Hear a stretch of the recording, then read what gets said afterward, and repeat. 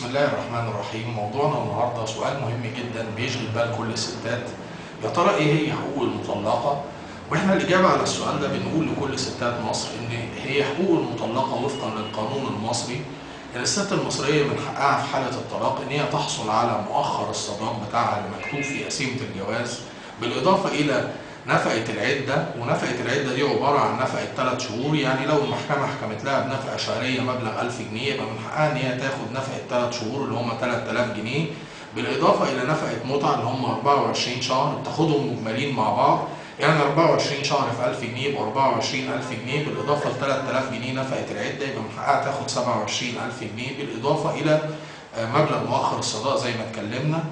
ونضيف لذلك اذا كان في قايمه منقولات زوجيه، فقايمه المنقولات دي بتعتبر بمثابه ايصال امانه، لازم الزوج يا اما يدي الزوجه كافه المنقولات اللي مكتوبه في القايمه ولو في ذهب يديه لها، او يدفع فلوس كافه الاشياء اللي مكتوبه في قايمه المنقولات دي. طبعا لو في اولاد بيزيد على الحقوق السابقه دي ان لازم على الاب انه يوفر لاولاده مسكن زوجيه، فلو في مسكن بتستقل الزوجه بحضانه الاولاد جوه المسكن ده.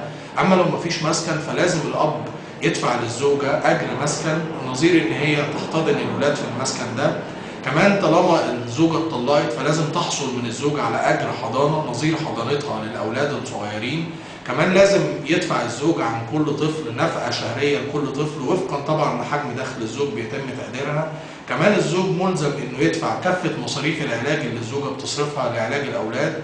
كمان لازم الزوج يدفع كافه مصروفات التعليم اللي الزوجه بتصرفها على تعليم الاولاد، وعشان كده لازم كل زوجه تحتفظ بكافه الفواتير الخاصه بالعلاج وبالتعليم عشان ترجع تطالب بيهم الزوج عشان تحصل على كافه مستحقاتها عند الزوج ده.